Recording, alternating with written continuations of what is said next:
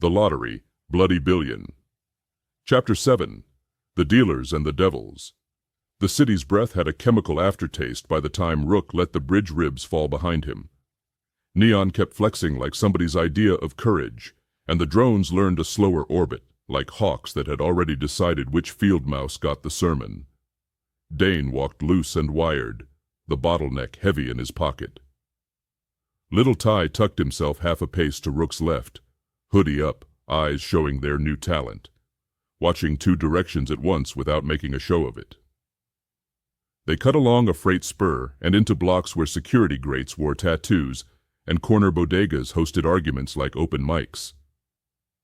On the screen over a check-cashing place, the host's smile looked fatigued and the gold seals thunked softer, as if even the graphics were running out of enthusiasm for the sin they sold. "Food," Dane said, "because hunger is the one honest ballot you cast every day." "Food," Rook agreed, "and a quiet ceiling before the night grows fangs." Quiet ceilings are a specialty for certain men who sell accelerants. If you need a roof and you can pay, in cash, in stories, in the promise of a future favor. There are doors you knock that pretend to believe in community. They went to one with paint peeling in respectable curls and a busted doorbell that someone had wrapped with electrical tape like it owed money.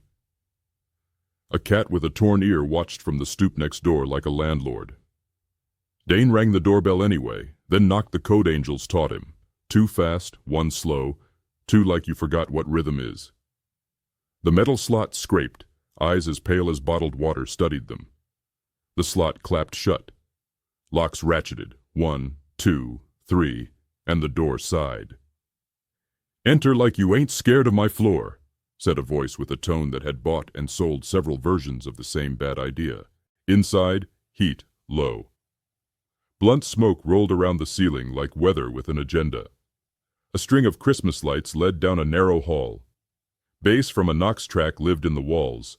Somebody had EQ'd it wrong on purpose to make the room feel like the heartbeat belonged to them. The living room was an altar to modern hustles. 2 glass tables with frogfoot legs. A leather sectional with the leather flaking like a sunburn. TV the size of a coffin. 3 phones on tripods. A mirror with a ring light that made everywhere else feel unlit by comparison. "Mint," Dane said, like a rehearsal. Mint turned his head slow. He was the kind of pretty that fatigue tries to ruin and fails. A red hoodie with paint flecks he pretended were diamonds. Nose ring that said he liked to be seen bleeding and not dying. Eyes that did math at the speed of addiction. He had a king's slouch and a runner's shoes. "Dane," Mint said, drawing the vowel out like he was chewing it.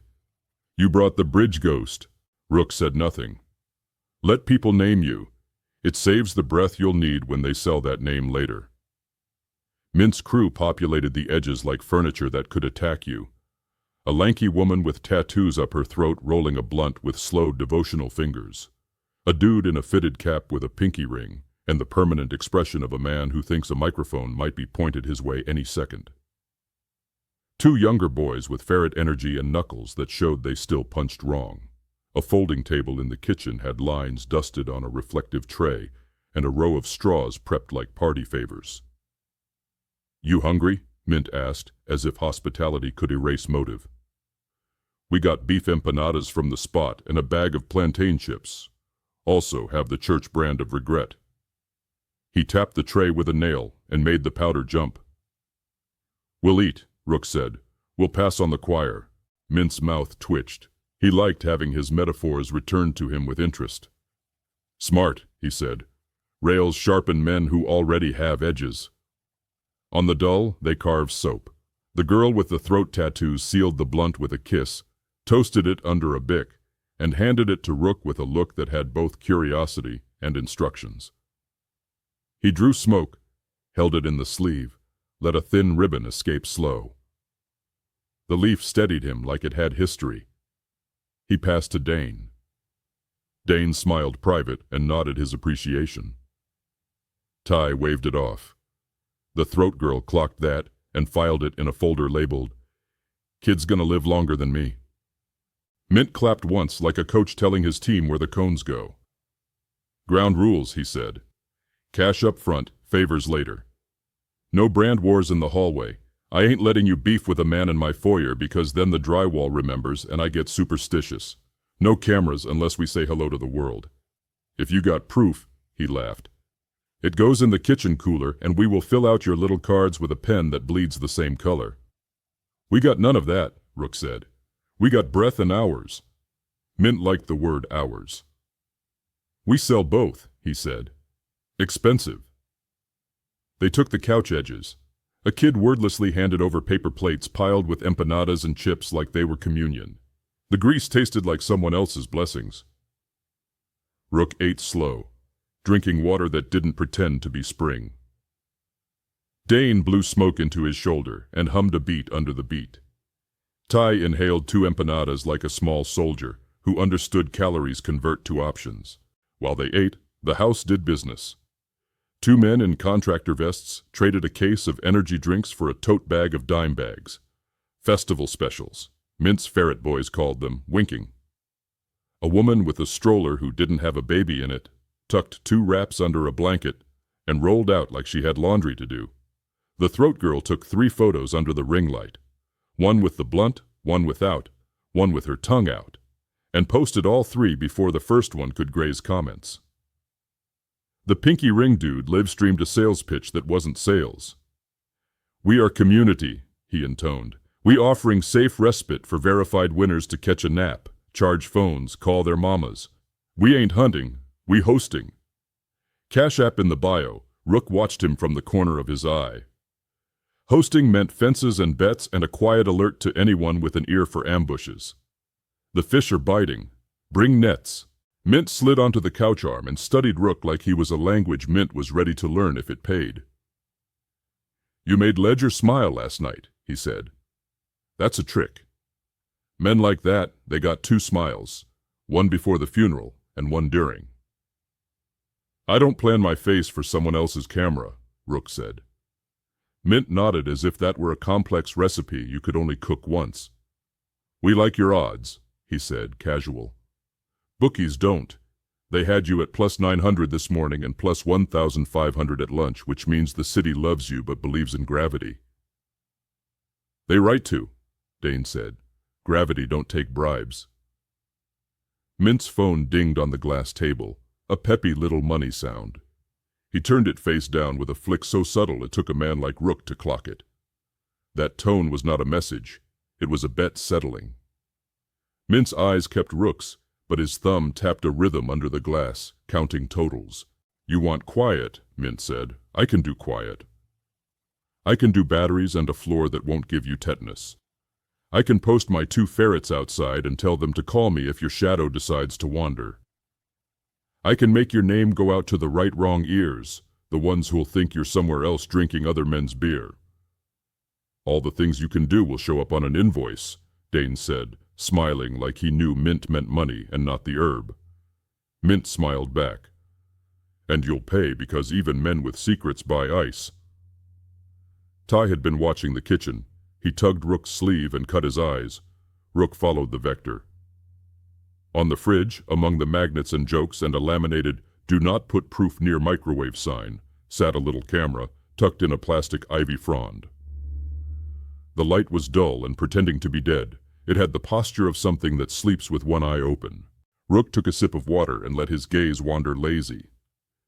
A second lens hid in the bookshelf beside a copy of Think and Grow Rich, and a Bible that had 3 pages dog-eared to no clear purpose.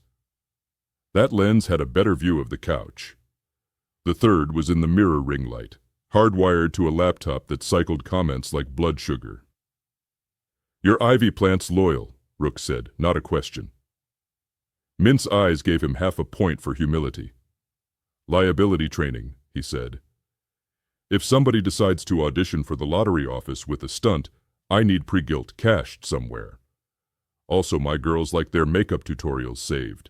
Who am I to say no to education? Then, as if to shake off any implication he'd been seen, he leaned forward. You smoke for chill, you snort for courage. So what's your drug for trust? Time, Rook said. And silence. Mint laughed, delighted, and clapped like he'd just watched someone knife open a joke expertly. His thumb tapped the glass table again. A new bet landed somewhere in the world. He was coins in a pinball machine, lighting up lanes under a light nobody else could see. "Trust ain't trending," Mint said. "But I confront some." He pointed at the hall. "Bathroom at the end. The left bedroom's safer than the right. The right bed's good, but the window view is wrong for drones. The center closet used to be a panic room, until somebody panicked in it for real and died of stupidity." "We removed the panic, the angels?" Rook asked, not pretending Mint didn't know who he meant. Mint's face changed a centimeter. "My girls," he said slowly, "don't like that you call them angels. Angels are messengers for men with power. These women are dispatched for themselves. But yes, we trade information. They bring casserole and faith. We offer leaf and exit ramps." "Ledger," Dane said. "Dane." Mint rolled his eyes like he was bored by a show he couldn't stop watching. "Ledger brings stability," he said, savagely polite. He doesn't like the word, but that's what he is. He keeps the murder market from getting too amateur. He doesn't call me. He calls the priest who drinks behind my building, and the priest calls the woman who runs the wig shop next door, and the woman tells me what favors Ledger is borrowing from the city. "So you know about the bridge vigil," Rook said. "Everybody knows about the bridge vigil," Mint said, offended by the scale of the obvious. "Everybody and their neighbor's dog. The vigil has a beverage sponsor. Ledger got a priest to bless the mic stands and 2 cops to lean in like they're in a PSA. I got a cousin setting up a bootleg churro cart on the West End. The whole thing smells like content. You will not be going." Rook liked that he didn't frame it as a question. "We won't," he said. Mint stretched like a cat that's negotiated a truce with gravity. "Then sleep here," he said, "and leave early. Leave ugly. My boys will stand corner and play ignorant. The throat girl will post a selfie from the bathroom and tag a location 3 blocks east. The ring light will pretend you were here at 2 when you were gone at 1. We will tell the story you would have told if you had time." "What's your cut?" Dane asked. Mint's thumb did the rhythm again. "I got a pool going," he said, shameless. "Will you make 48? Will you make 36? Will Ledger keep you alive out of respect or because he wants a better show? My cut is that I get to say I fed you and I housed you, and I rolled your blunt fat and I posted a selfie with your shoelace in frame, and when they pay out the pool, a number will jump and I will sleep like a sad king. Also, if you die here, I get to sell the stain, and if you live, I get to sell the story. America, baby." "Honesty is cute," Dane said, full of smoke and contempt. Mint flicked ash into a gold-plated tray shaped like a hand. "You came to a devil's place for a blanket," he said gently. "Don't ask me to grow a halo while you're snoring." A knock at the door. 3 knuckles, code with an accent. The ferret boys perked, and one slid his hand under a cushion where a short shotgun lived like a pet. Mint waved them down and made a show of checking the door with a pocket mirror. He opened. 2 men slipped in. Warehouse shoes. Faces that couldn't decide if they wanted to be famous. They carried a cooler and the humility of men who had passed through tape and ring light to get here. "Kitchen," Mint said. "No photos until I say you can ruin your own soul." They moved into the house like nothing was wrong with the world. The throat girl watched them with a face that could have been desire or disgust or both in one expression. Pinky Ring murmured, "Community partners," into his phone. Ty looked up at Rook and made that tiny face he only made when he thought the math was starting to tilt. Rook put a palm on the boy's neck and squeezed once. "We're reading. We're not writing yet." Mint shifted into host mode. "Rook," he said, "do your boys have people who need the phone? We can route a call through 2 layers and a burner so a mother gets to cry and not give Ledger a GPS pin." "Later," Rook said. "Not here." Mint respected that. He liked chewing on the power of refusal. "Left room," he repeated. "It's cool. The window's ugly, but honest. The bed squeaks like my conscience. There's a safe in the floor under the rug if you want to put a thing somewhere you'll eventually forget until you remember at the wrong time." "Appreciate it," Rook said, standing. The house exhaled when he stood. You could feel it. Everyone's posture changed a notch because men moving rooms changes gravity. He caught the throat girl's eyes. You got a name other than Art? He asked. She smirked. Lilt, she said, because I don't sing and my voice still moves the air. Lilt, he repeated, nodding. You're the reason this roof keeps standing. She swallowed a laugh and took the compliment like contraband. Don't die in the left room, she said. It ruins my sleep. Dane pocketed a chip, a petty theft to keep his hands busy. Ty grabbed the empty paper plates and took them to the sink without being told. Mint watched all of it and took the temperature of the house with pleasure. He liked the feeling of being the man everyone else's gravity negotiated through. Down the hall, the bathroom had a dollar store mirror dotted with toothpaste fossils and a bottle of pink disinfectant under the sink with a cap that didn't seal. The left bedroom had a mattress low to the floor, a tall dresser with a sticker that said, "We buy gold," and a window that looked out on a brick wall painted with a virgin whose eyes had been scratched out and repainted twice. Someone had drawn a gold bar in the corner of the mural like a poor angel's teeth. The air smelled like that thick spray they sell at gas stations, the one named after a kind of fantasy. Rook pushed the dresser aside with patient strength and toe-lifted the corner of the rug. There, the safe, where Mint said. He didn't open it. He just wanted to know the shape of lies in the room. Dane checked the closet. It was 4 coats and 6 ghosts and a shoebox of a child's drawings, skyscrapers with hands holding them up, a superhero with a chain for a belt. Ty flopped onto the mattress and made a face. Squeak, he said, demonstrating. The bed sang like 2 regrets. He grinned despite himself.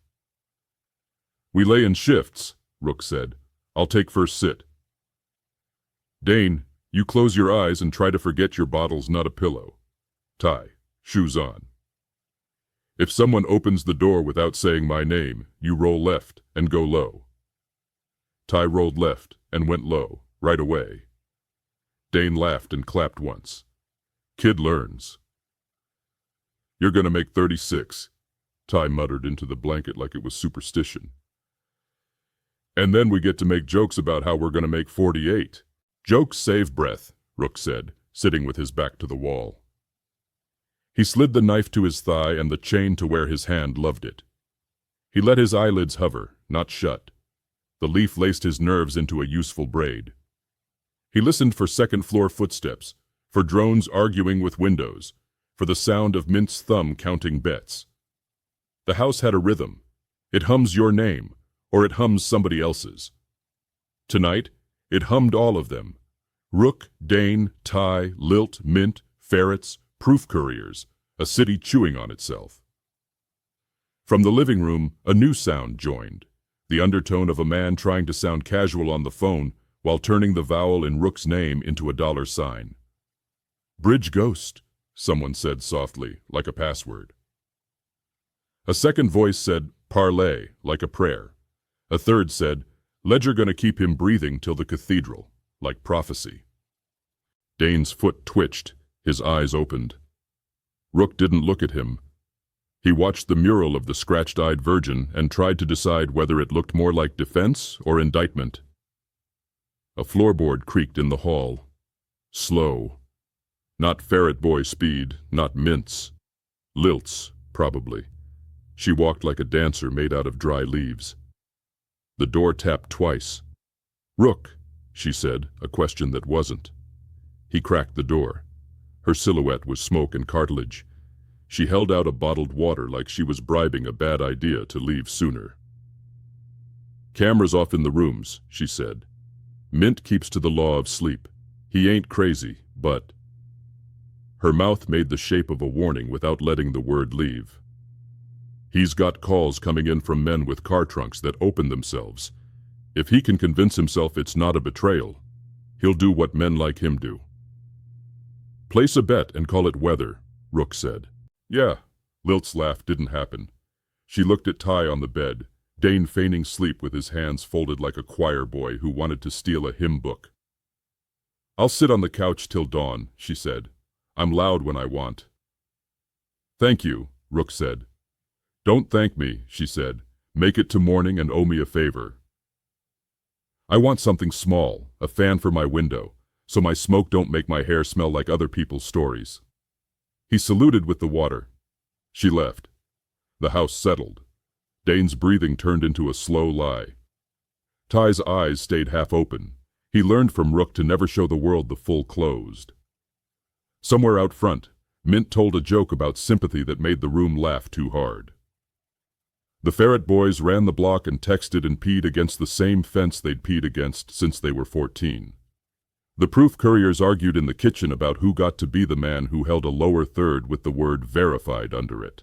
Rook stared at the mural. He allowed himself 1 minute of very small prayer, not to saints, not to gods, not to the bridge or the river or the gold bars. He prayed to friction, that doors would choose to stick when wrong men pulled them, that shoes would squeak when someone tried to be a ghost, that the battery in the drone over the alley would decide to land elsewhere, that the mattress would scream if it had to. His minute done, he sliced the room in his head into exits and angles, installed Dane and Ty into those angles as if he could affix them there like decals, then held his breath and let the night continue its argument with currency. Somewhere a bookie's board squeaked. Somewhere a mother checked a locked chain. Somewhere Ledger checked his shoulder where the hoist hook had kissed him and decided whether to be insulted or amused. Rook sat, knife warm on his thigh, chain cooling between his fingers. He listened to the dealers and the devils play host. He did not plan the betrayal. He simply made the room pour at it. The house had a heartbeat and it wasn't human. It was money going from one pocket to another wrapped in words like respite, community, safety.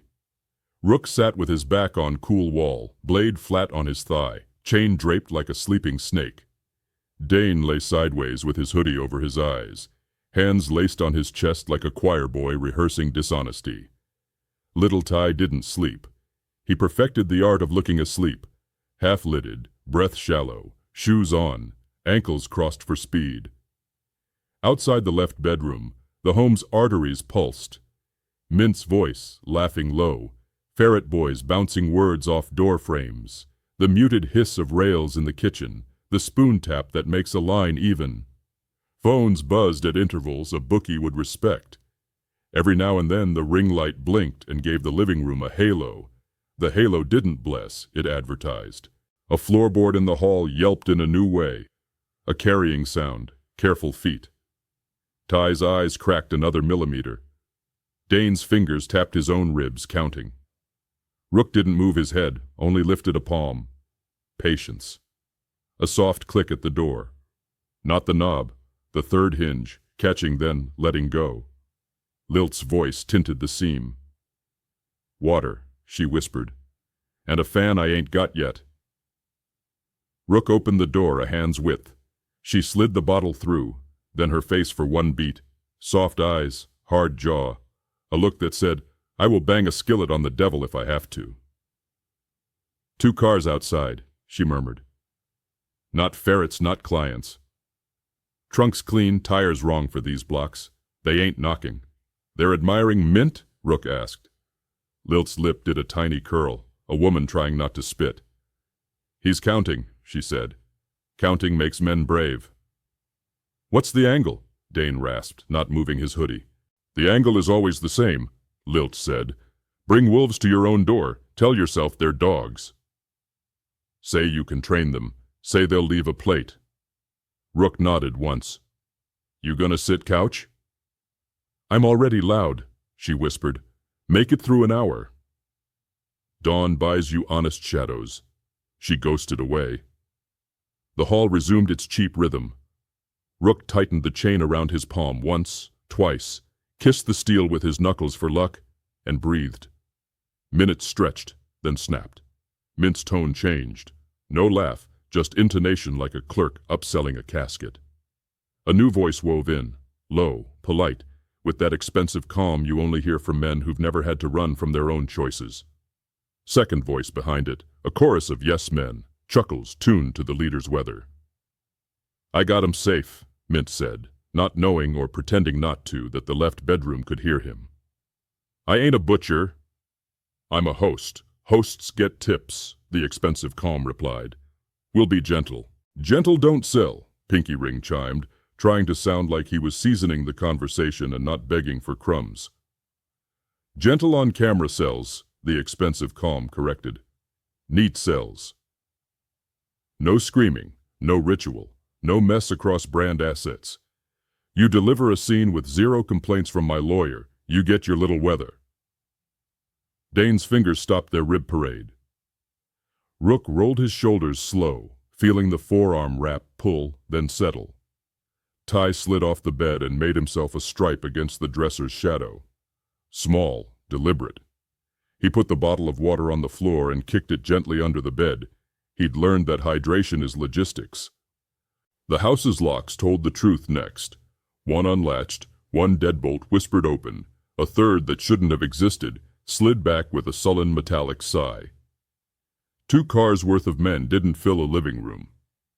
3 or 4 good ones do, plus cameras, plus a producer who says while doing math.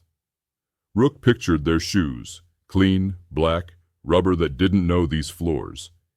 He pictured their bags, soft-sided medical totes with antiseptic they'd never use, zip ties coiled like snakes. Mint played maitre d'.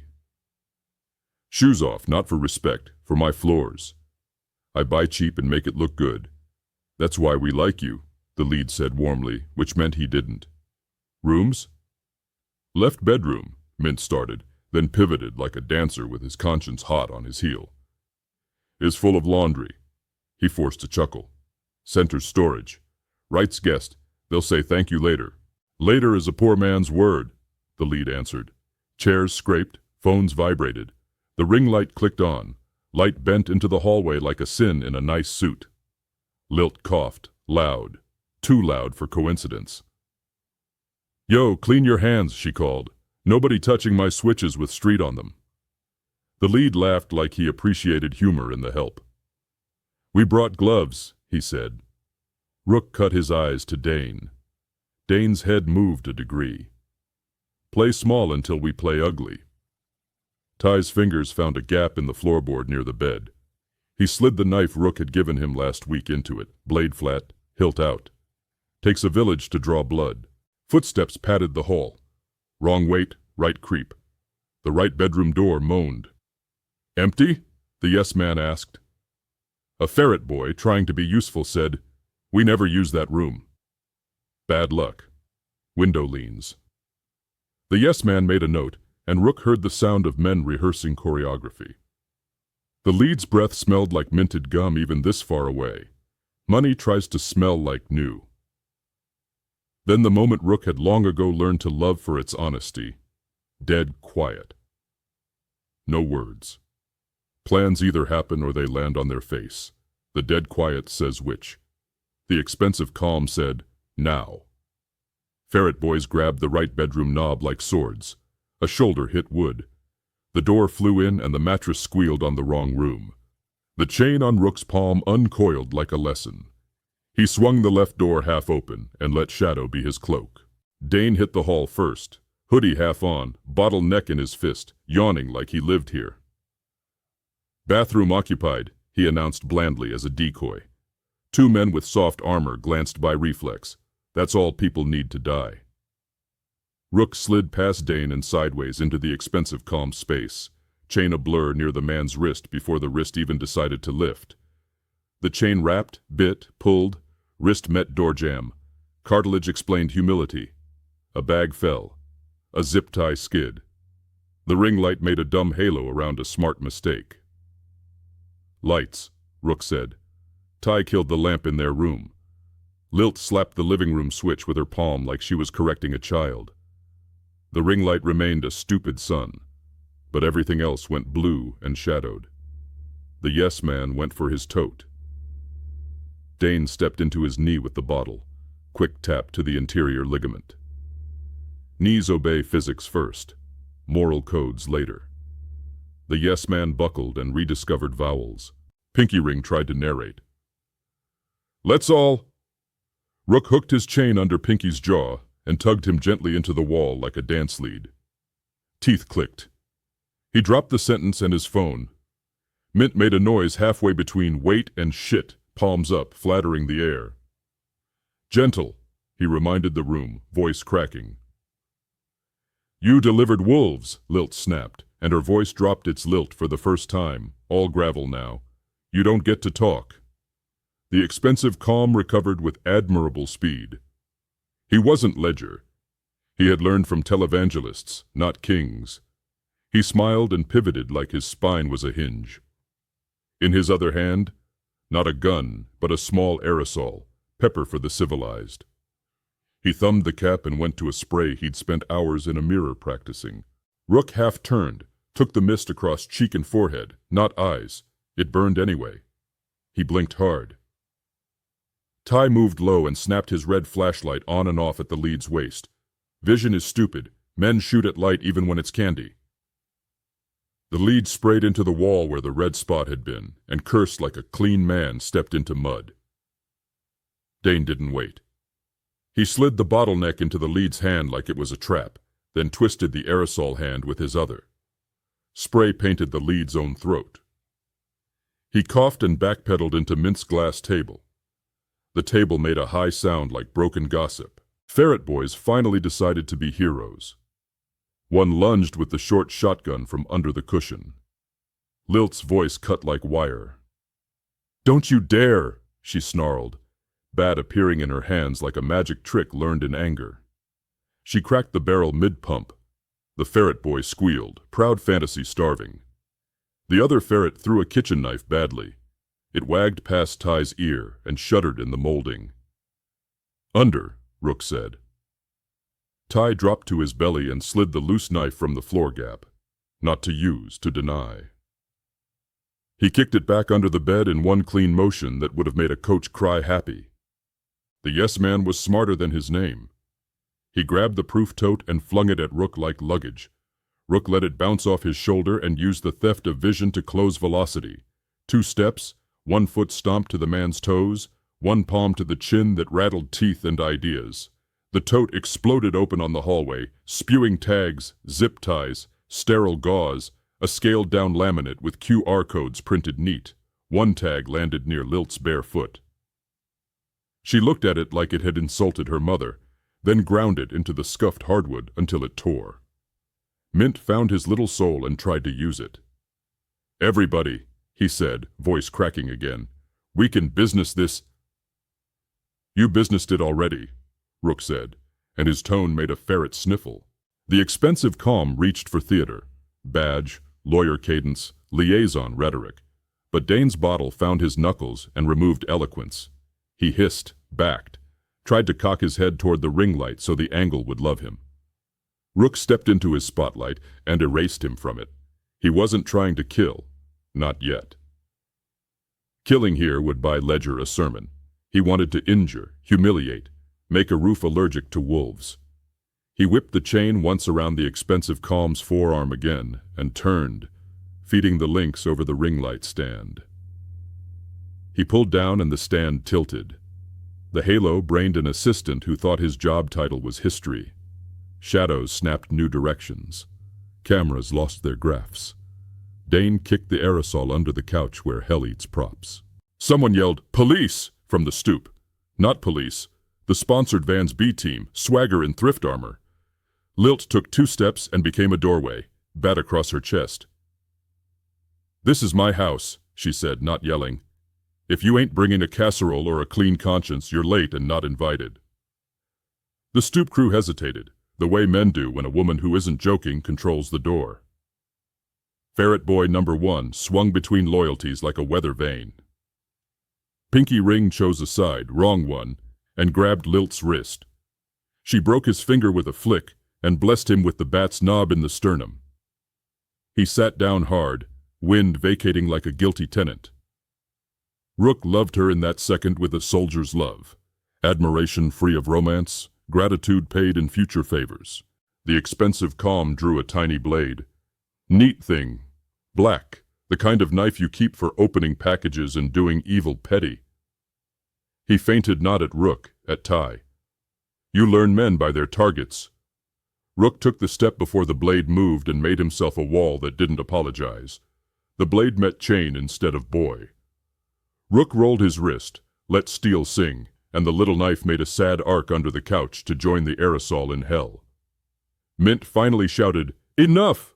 with a slice of bass he'd been keeping for when his house looked like a headline. The expensive calm froze. His yes man flickered through options and chose living. The stoop lost courage. Only Pinky Ring didn't get the memo. Men whose jewelry says more than their face need time to hear the coach. He lunged with a zip tie like a rosary, went for Rook's wrists. Rook offered him his forearm wrap like a gift. The tie cinched around gauze. Rook smiled with no teeth and yanked. Pinky Ring kissed the door jamb, his day-lost plot. "Listen," the expensive calm panted through throat fire, trying to rebuild the sail out of ash.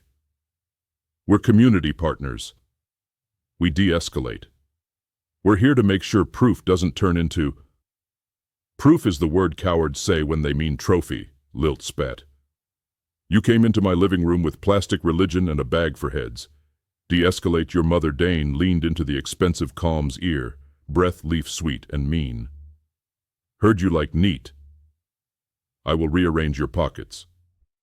Rook lifted his palm, the kind of permission that stops good men from doing worse. He looked at Mint. "You called them." Mint's eyes did the thing liar's eyes do, slid, came back, tried to be wet, settled for shiny. "I called a favor," he said. "I asked for a buffer 'cause Ledger's boys like making people famous. I was protecting you. By delivering us to somebody who labels knives safety," Rook said. "Cute." Mint's jaw found a shadow of spine. "You showed up broke and wanted my roof. The roof costs. You started the rumor that you got ethics. Good on you. I got rent and a mother who wants her pills and ferrets who'll die if I don't give them an illusion. I sell illusions on a budget that ain't yours." "Then don't pretend it's church," Lilt said without turning. "Say what it is and let the rats decide if they want to be rats." Mint's eyes skittered to her, wounded because honesty from women is more expensive than honesty from men. He spread his hands. "We all buying light with blood," he said. "I'm just trying to pay wholesale." Rook let the sentence sit. He unwrapped the chain from the ring light and the expensive calm's arm. He stepped back a half step that wasn't retreat. It was invitation to leave. "Take your tote," he said to the calm. "Pick up your trash. Tell your lawyer your plan met an allergy. If you step toward a bedroom again, your shoes will learn the difference between ribs and drywall." The yes man gathered tags with the humility of a man cleaning up his own vomit. The expensive calm smoothed his jacket and pulled dignity back over his wet throat. Pinky Ring tried to spit. Nothing came out. The stoop boys muttered, "We'll be in touch," in a brave whisper. They filed, battered, offended, still certain they were the good guys in a story without heroes. At the door, the calm paused. "Ledger will want recipes," he said. "He likes knowing where men sleep." "Ledger reads weather," Rook said. "Tell him a storm dislikes him." They were gone, weight pulling out of the floorboards, air choosing to be cheaper. Mint deflated like the house had been keeping him inflated. He rubbed his jaw where a decision had gnawed. He looked at Rook, then at Lilt, then at his own hands. "Y'all made me pick before I had my speech ready," he said, trying to reclaim host energy and failing. "You picked when you dialed," Lilt said. She lowered the bat and leaned it against the wall with tenderness that said it had done its job. She rubbed the bridge of her nose and exhaled. "Put my fan on layaway," she told Mint. "I'm hot and tired of smelling other people's cameras." Mint nodded, chastened. "Done." Ty picked up the scattered tags and put them on the glass table. Not helpful. Contempt. Dane flicked one back off with a finger like it was a roach. "Trash day," he said. "Daylight in an hour," Rook said. "We're gone at gray." Mint pursed his mouth. "New rumor?" he asked, back in work mode. Salvage the sale, patch the narrative. "Tell them we're broke," Rook said. "Tell them we're sick. Tell them we're hiding under the stadium catwalk licking wounds.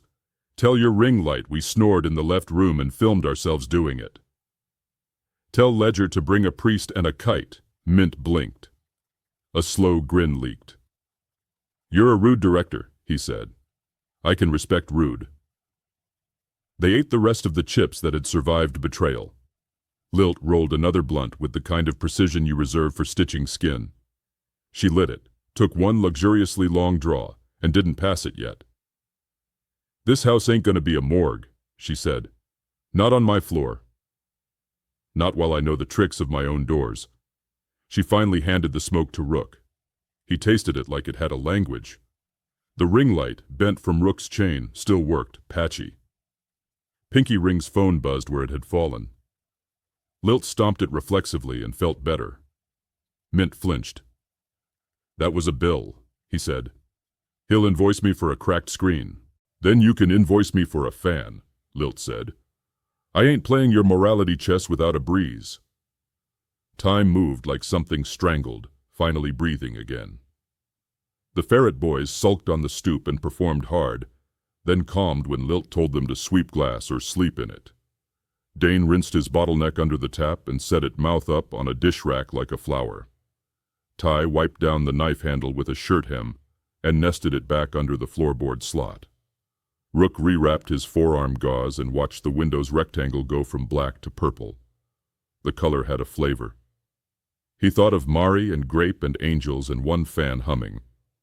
Mint leaned in the doorway, neither inside nor out. He had the face of a man who lives in the middle hump of every decision curve, making commissions while other men got consequences. What they paying you? He asked softly, no sarcasm left to hide behind. Rook looked at the mural, the Virgin's eyes scratched and repainted until they looked like someone you might actually know. Breaths, he said, receipts, and a picture Ledger doesn't get to frame. Mint shook his head like the words hurt his balance. You're gonna die poetic. Not tonight, Rook said. A meow from the hall, the torn-ear landlord cat, announced the hour. Dawn filleted the smoke, the city outside reconfigured, night predators clocked out, morning hustlers clocked in, the lottery van switched crews and wiped its gilts with baby wipes.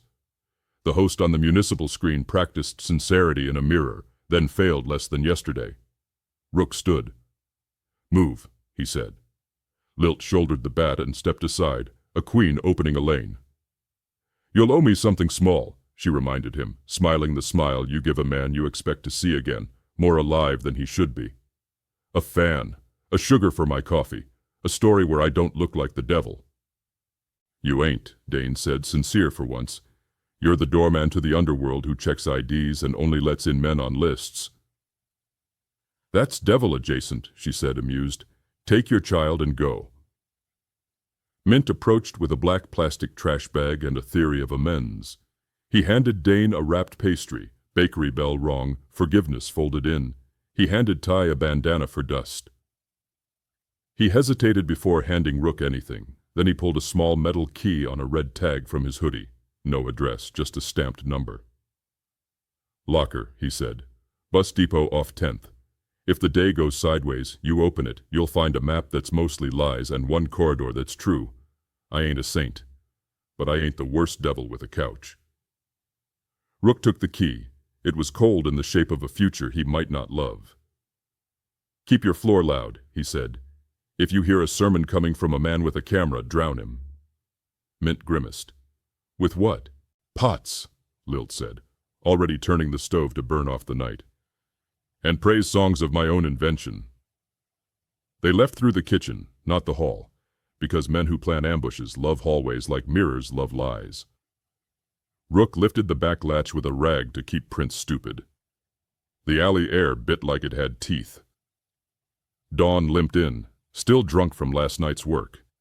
They slid through the trash cans and the fence gap, Foxfoot, Ghostfoot, Soldierfoot, and hit the side street where tires had written cursive in old oil. The 2 clean cars from the night were gone. The trunk ghosts had taken their knives and grievances to other roofs. The stoop had mylar ballon deflated into a thin silver lie that read, Happy Burr, then forgot what it was. Dane tucked the pastry in his pocket like a bribe for later. Ty tied the bandana around his neck like a junior outlaw. Rook palmed the locker key and made his pocket decide to be safe. They moved southeast, gray morning making the gold seals on the big screen look dull. The host read new copy through a throat of gravel. Community partners announce expanded respectful proof guidance. Lilt's bat thumped a rhythm behind them like a memory, just once, and then the house swallowed its own noise again. At the second light, Ty glanced back. "She good?" he asked. "She loud," Rook said. "Loud is good." They cut under a low train bridge where icicles had ambitions. On the far side, the Angels' cousins were already moving styrofoam coolers from a van to a church basement, steam trailing like ghost prayers. One waved with 2 fingers. Rook tapped his temple back. Dane sniffed the pastry and didn't eat it yet because not everything sweet is for now. "What did we learn?" Dane asked, teacher voice but gentle. "Devils make better hosts than saints," Ty said, "but saints sleep lighter." "And Lilt don't miss and," Dane pushed. "Mint ain't ledger," Ty said, "but he rents from him." Rook nodded.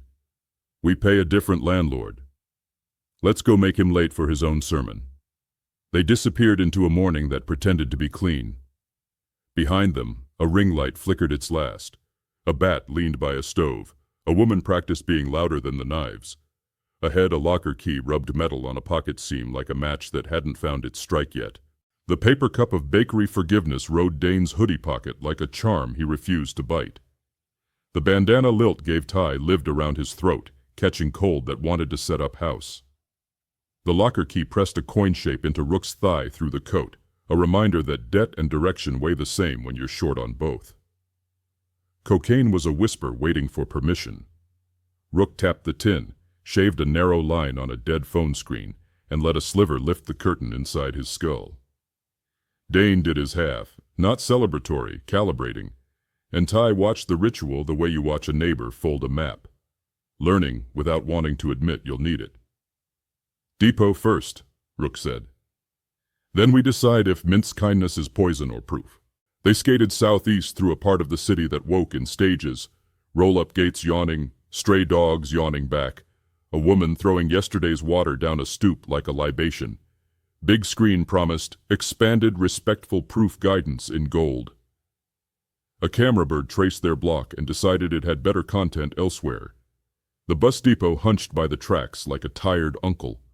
Faded blue paint, posters taped to posters, an overhang that leaked in 3 places a rainless morning. Inside, benches that had learned every kind of nap, a kiosk selling lottery tickets like a confession booth, a bathroom door with a key on a hubcap you had to beg for. The air tasted like old coffee and new lies. A security guard watched a soap opera on his phone with the sound off and the subtitles wrong. He didn't look up. Dane tilted his chin at the lockers.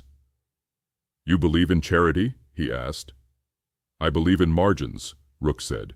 "Mint ain't generous. He hedges." The red tag number blinked a memory. Ty counted rows, spotted the dent that meant somebody had tried to crowbar this one open and failed, and pointed. Rook slid the key. It hesitated, then went obedient. Door popped. Inside, a manila envelope taped to the back, a plastic grocery sack with a rolled hoodie inside, and a thin hardback book. A Gideon Bible without its cover, opening to a hollowed middle, where a small flash drive sat like a tooth. "Don't plug that in anywhere we don't own," Dane muttered. Rook left the drive. He took the envelope. Inside, a photocopied city grid with highlighter veins and handwritten notes in a woman's careful hand. Not lilt, Rook guessed. This hand loved rulers. Arrows marked a service crawl under the old exchange, a dry sewer behind the East Market, and a sliver labeled Corridor True in small, hopeful letters. In another corner, a list. Cameras to avoid, avoid, avoid, and a star by Choke east of 12th resets on the 20. He didn't trust any map that begged so nicely. He trusted the time note. The rolled hoodie smelled like menthols and peppermint leaf, someone else's luck. Rook took the grocery sack itself. Plastic folds into silence nicely, a cough behind them. The guard had finally seen 3 men with purpose doing something unprofitable. He frowned not out of morality but out of potential paperwork. "Keep it moving," he said. "Buses run late enough without y'all making new uses for furniture." "We're moving," Rook said.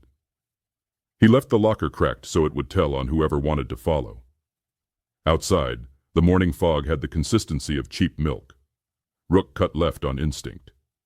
Men who build maps for you assume you'll follow arrows. He preferred angles.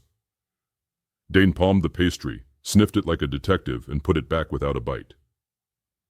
Ty tugged the bandana up to his nose and watched the world do math it kept failing. 2 blocks down, proof had started to sell itself again. A couple of liaisons with medical tote bags posted at a curb like door-to-door kindness, drones politely orbiting above as if the sky had scheduling software. The time note on the map said the choke resets on the 20.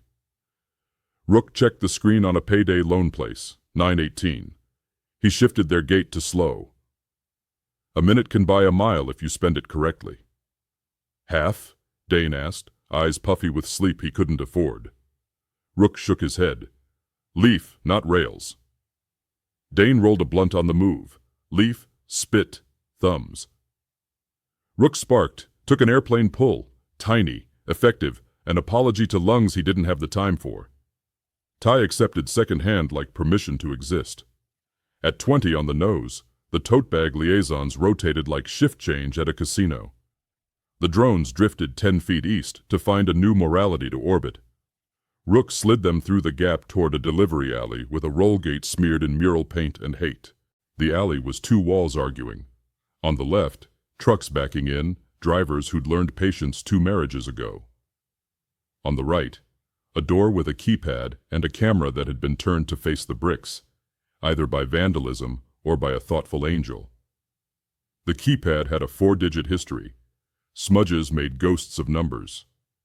Ty looked at it the way he'd learned to look at faces. 0-3-7-7, he said. "Why?" Dane asked, not to challenge, to enjoy. "Tenants picked birthdays and the building got a 0377 stamped on the conduit," Ty answered. He pressed. The door sighed again like doors do when told the right lie. Inside the service hall, the air got thirsty. Concrete block, fluorescent who'd given up, a mop bucket sulking next to a buffer machine. Rook loved buffer machines. They are skateboards for men who have made mistakes. He rolled it a foot just to feel the weight. The corridor bent right and down, and then indecisive left. The map's corridor true wasn't here. This was one of the lies. He folded the photocopy and pocketed it with the flash of irritation you give a gift that isn't. Footfalls behind them, soft, soft, hard, the 3-step rhythm of men with new boots and old intent. Rook didn't speed. Speed is a billboard. He palmed the chain. Dane rested the bottleneck in his fist like punctuation he might deploy. Ty slipped the bandana low and let his eyes become the rest of his body. "Excuse me," a voice called, the fake friendly of used car lots and mall kiosks. "You can't be—" Rook pivoted into the turn so the corridor's angle caught the first man's pride. The liaison uniform had been swapped for bland. Khaki, polo, branded windbreaker. He carried a flashlight like a hammer and held a scanning device that probably told the truth to a database nobody decent got to see. 2 more behind him staggered, trying to land in camera geometry that would flatter them later. "Facility staff only," the lead said. "We're janitorial," Dane snapped. "Check the mop." The man actually did, a reflex that says, "Cop adjacent." Dane stepped into his line of sight with the buffer machine between them. Rook swung the chain low around the front caster, yanked with a sound like a zipper, and the buffer lurched into the lead's shins. He pitched forward into an apology he didn't deserve. Ty put his little shoulder into the buffer handle and rode it like a battering ram into the second man's hips. Flesh met machine. Machine won. The third tried policy. Stop. Rook didn't. He drove the chain's end up under the third man's nose, not to break. Tilt. The head went back, the wind went out, The word died unborn. Dane slipped the bottleneck into the lead's armpit and twisted. Old bar fight trick. Very legal in rooms without judges. The lead howled. The scanner clattered. Ty kicked it under the buffer like he'd been born to make evidence disappear. "Cameras?" Rook asked. "Hall's blind," Ty said. "Only at the door." Angel twisted it. "Bless her," Dane muttered, sincere. They moved on. The service hall decided to become a gut. Low, narrow. A rat strolled by with the dignity of an underpaid landlord. A sign said, "Authorized personnel only," which is how you know random men with zip ties would love this place. The corridor opened into a sub-basement big as a city block, a concrete field with numbered pillars, ducts fat as a man's future, and dim light that made every face look guilty. This was where maps can cheat. Rook checked the photocopy again. A thin pencil line looped through this grid and kissed a door beside pillar H6. He couldn't trust the line, but he could trust the time note. He looked at his cracked phone's clock. 9:34. The choke would reset again at 40. Time wasn't a god, but it did handshake with devils. 6 minutes, he said. Move like you own daylight. They passed a sleeping forklift and a bracket of fire extinguishers that had all expired last summer. Footfalls echoed from somewhere that wasn't wrong, but wasn't right either. Rook bent the path, forcing whatever followed to choose between speed and surprise. It chose speed. Men who want cameras choose speed. Surprise belongs to plumbers and thieves. The door at H6 had that freshly painted look. Somebody had recently disguised it with obedience. Rook palmed it. It opened with the half-granting, half-resenting swing of a door that had seen a key so often it recognized hands. Inside, a maintenance crawl. Steel grating underfoot, steam along one wall, cable trays snaking like tame anacondas. On the far end, a rectangle of light, bright as a lie. "Corridor true?" Dane asked. "More true than the last," Rook said. "It'll dump us near the market's north lot. We take the over, skip the tape, and come up behind a sermon." They hit the grating. The metal sang. Ty kept his steps on the frame, not the mesh. Cat-like, learned from nights of climbing in and out of untrustworthy windows. Dane winced at the volume and mimicked. Rook split his weight. Halfway down, a valve hissed a temper and sprayed steam across their shins. Ty hopped. Dane swore. Rook endured. Two shapes stepped into the far rectangle. Not liaisons, not cops, not ledger. Men in work coveralls with the clean look of costumes. One had a canvas bag. The other had a boom mic. The camera was somewhere behind them, too shy to show itself yet. The boom guy smiled like an apology. "We're filming a city infrastructure piece," he lied in a voice trained to make grandmothers hand over electricity bills. "You can't—" Rook didn't let him finish. Words are nets. He jogged the last 4 steps and threw his shoulder, not at men, at the frame. The grating bounced, the boom dipped, the canvas bag guy flinched, and Ty slipped under the boom like a running back who owed the end zone a favor. Dane followed with the bottleneck held low, suddenly a knife without edge. Canvas bag went wide. Rook caught the strap with the chain and hauled. The bag flipped open. Tape, tags, a scalpel, nitrile gloves. The pretended infrastructure ran through the far door like a pressed flower. Men who'd been trained to run near trouble but not through it. Rook let them go. Killing them was lighting Ledger's candle. Letting them live was stealing the match. Outside the crawl, the world turned into an alley between an old market and a repurposed warehouse that had forgotten which it preferred to be. The north lot bustled with vendors who had decided capitalism needed pastries at all hours, and hunters who decided capitalism needed them holding cameras next to pastries. A portable stage had been half erected. A priest stood on it practicing his "we are all witnesses" voice and mispronouncing the name of the block. Dane inhaled. "Ledger's dress rehearsal," he said. "Make him start late," Rook said, "because delay is a wound that bleeds reputation. But don't give him a shot. They threaded the edge where shadow pretends to be privacy. A bookie chalked Rook's line longer, offended by math he couldn't fudge. A woman passed cups of watered-down Kool-Aid and said prayers in a voiceless whisper. Ty took a cup, drank fast, tossed it, and made a face that said, "Grape tastes like purple more when someone is trying to save you." A courier crew rolled by with a cooler on a dolly. Their magnet read, "Community-proof partners" in serif font that wanted to be respected. Rook's jaw flexed. Dane's fingers twitched toward the dolly. Ty's eyes tracked the wheel to the pothole at the lot's mouth and marked it. Information is weight. From a balcony 2 floors up, a phone peered, hungry. Rook shifted his angle. No face, yes shoulder, chain visible enough to tell the truth but not enough to be a brand. They passed under, emerged on the far side of the lot where a shuttered massage parlor held still like a prayer. The open sign was off. The door wasn't. Inside, the air changed rules again. Dark, red, a plastic waterfall noise. A fish tank bubbled in the waiting room with 2 fish that had given up on metaphors. Rook pushed through beads into a hall that smelled like eucalyptus and desperation. A woman in scrubs looked up and saw them as exactly what they were, trouble with good manners. She lifted one finger, "Don't," and pointed with her chin at the back door, voice low. He in the alley with boys in collars. Ledger's cousin, or someone he's seen at church.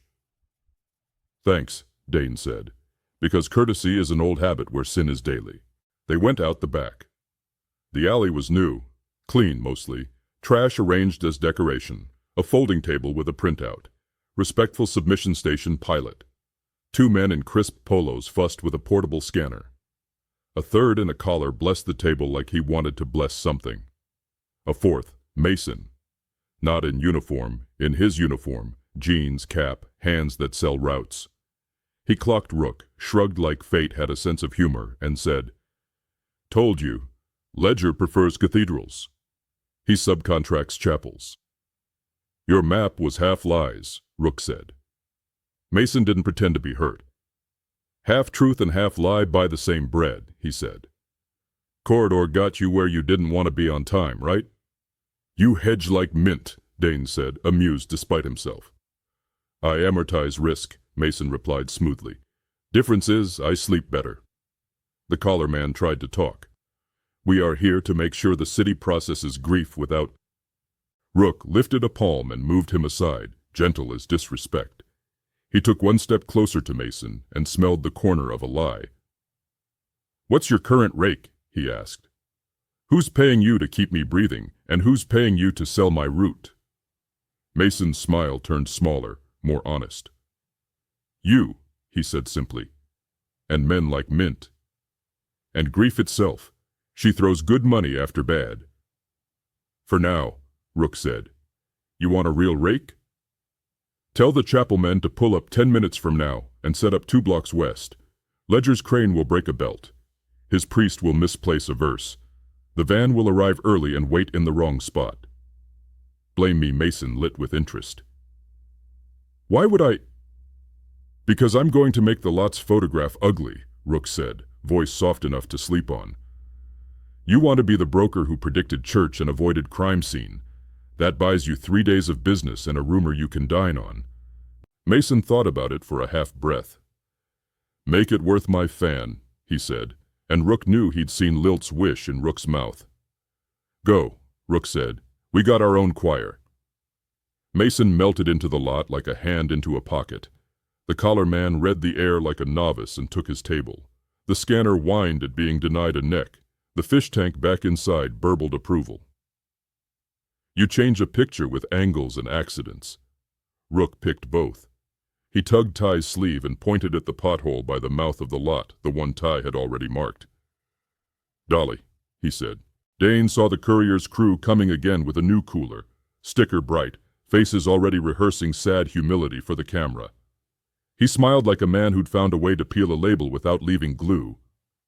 The dolly hit the pothole as if the street had remembered men. Wheel jammed. Cooler pitched. The lid popped.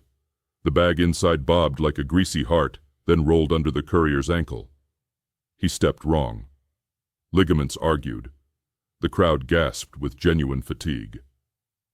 Respectful, Dane said, and was unrespectful. He shouldered the dolly, insisted he was helping, actually helped, and also lined the device up wrong so it kissed the scanner's leg and buckled it. The scanner yelped and refused to reboot. The liaison swore and then remembered the mic on his chest. The priest in the lot stuttered his witness speech and had to look down at the paper to find his place like a freshman. The drone above tried to correct, dip, pivot, find Rook's face. Ty flashed the red beam on a blank wall for 1 second. The drone's lens bit, ate flare, and blinked. It retreated 2 feet and came back disgruntled. "Make him late," Rook murmured, thinking of Ledger's wrist. This would do. They left chaos politely. A kid in a hockey mask hollered, "Bridge ghost," and Rook ignored him, which is a crueler act than murder on some days. They slid north a half-block and hooked into the service cut between a butcher and a pawn shop. Rook's nerves chimed then, not danger, geometry. He threw an arm out to stop Ty. Dane halted on instinct. A shape stepped from the trash shadow. Not Ledger, not Priest. Mint. He didn't bring ferrets. He brought Lilt's fan, still in the box under one arm. He looked sheepish in a way that didn't belong to devils. "I owed her now," he said, before Rook could ask. "And I owed you a correction." "We're fresh out of nice," Dane warned, but he softened at the fan. Mint raised his empty hand. "Locker key had a number that doesn't mean what it should," he said. "Red tag covers a tiny dot, like a printer test. It's a tracker dust these boys bought off a private security auction. Very proud of having invented flavorless gum. I called a cousin who loves magnets more than people, and he said the depot ain't shielded. If anybody wanted to know where you used that key, they know. If anybody wanted to meet you at the true corridor, they rehearsed. You got lucky or you got loud. Either way, they missed you by a hymn. You're welcome." Rook felt the cold of the key through his coat like a memory of a bullet that didn't find him. "You put the tracker there," he said, not accusing, accounting. Mint winced, then nodded once, the smallest confession honest men get from devils. "I thought I'd sell a root and sleep." Then Lilt swung that bat like theology, and I decided I enjoyed not being rotten more than I enjoy money. That feeling will pass, but it ain't gone yet. He thrust the fan forward like a sacrament. "Do your angel a solid on my behalf. Then forget me until you need poison that wants to be medicine." Rook took the box. He felt its pathetic heft, thin motor, cheaper plastic, a breeze nonetheless. "You just changed your odds," he said. "I know," Mint said quietly. "Ledger doesn't like men who switch jerseys mid-quarter. But sometimes the crowd throws batteries and I ain't wearing a helmet." A siren coughed a street over. The priest on the portable stage lost his place entirely. The respectful submission scanner stayed stubborn. Mason texted someone from the shadow of the lot and smiled at whatever came back, then walked away too casual to be innocent. The drone dipped again, then turned toward the bridge to make sure it captured the vigil being rearranged by men Rook would not shake hands with. Rook looked at Mint as if he were a math problem that finally balanced. "You get 1 grace," he said. "Spend it on staying alive." "I already did," Mint said, tapping the fan. "Now I'm poor." He backed up, hands middle high, the posture of a man who wants to be seen leaving while his pride pretends it wanted to stay. They moved. The map's next lie said the dry sewer would carry them under the East Hospital to where the Angels had a cousin with a key and an old gurney. Rook didn't need the lie, he needed motion. They took the cut, ducked under a half-hinged fence panel, and found the dry sewer was exactly what it said. No water, only the stink of 100 disrespected days, and the graffiti prayers of men who had run out of vowels. Halfway down, Rook stopped. The coke tremor inside him had gone calm. The blunt smoke had made truce. He unboxed the fan, popped the plastic like a magician revealing a dove, and handed it to Ty. "Deliver," he said. "To Lilt?" Ty asked, as if he needed the chance to smile. "To Lilt," Rook confirmed. It buys us a door, and buys you a moment where you ain't the city's errand boy. You're ours." Ty tucked the fan under his arm like he was running a football named Mercy. He grinned in a way that hurt Rook's chest and made Dane look away like he'd seen a sunrise he wasn't owed. "Back in 20, the kid said. 15, Rook corrected. "Don't take the same street twice. If you see a priest, ask him for a cigarette." Ty nodded, already gone in his head and then gone in the tunnel. The sound of his footfalls faded and Rook's heart found a new tempo called missing. "We're about to be poor in breath," Dane said. "We're about to be rich in quiet," Rook answered. "For 10 minutes. They waited where the sewer widened, Rook leaning on the wall, Dane sitting with legs long, bottleneck resting on his thigh like a pet that might bite. Above, a new graphic flickered on the municipal screen. "Bridge vigil delayed. Technical." Rook smiled with half his mouth. Ledger would hate that sentence's taste. Ty came back at 12, merciful child, perfect angle, breath all over his grin. "She laughed," he said, "which in this city is a gift. She also says the bat's named Violet." "She told me that like it mattered." "It does," Dane said. "Everything got a name." In the same breath, a little black rectangle skittered down the dry sewer's wall, rat-sized wrong smell. Rook kicked it before curiosity could bless it. It clicked impotent and bled LED light. Ty pointed. "Tracker," he said. Mint wasn't lying. "Ledger sprinkled sugar," Dane muttered. "Ants came." Boot echo followed, the amplified kind you get when 3 men think they're 4. Rook gripped the chain. Dane slid the bottle into his palm. Ty unsnapped the bandana and wrapped it around his knuckles like he was about to hit a god. 2 men in polo liaison costumes pinged into view, followed by an actual cop with a face like he'd seen too many funerals and resented the living for making him attend. The cop raised a palm like a teacher who wanted silence and never got it at home. "We're not here to," he began. "Stop," Rook said. "Walk away. Your scanner is broken. Your priest is late. Ledger is mad. None of that will look pretty in your report." One of the polos sneered on reflex. "You think you got He didn't finish because Dane threw the bottle and hit the wall next to the man's ear with a crack that made the room reconsider what it thought was possible. The cop blinked, recalibrated, and chose to live. "Respectful withdrawal," the cop said to his own men, smile bitter. "That's the guidance today." They retreated, dignity wrecked, but bones intact. Ty punched Rook in the arm, one small glove bump that felt like a sacrament. Rook nodded and let his heart step down a stair.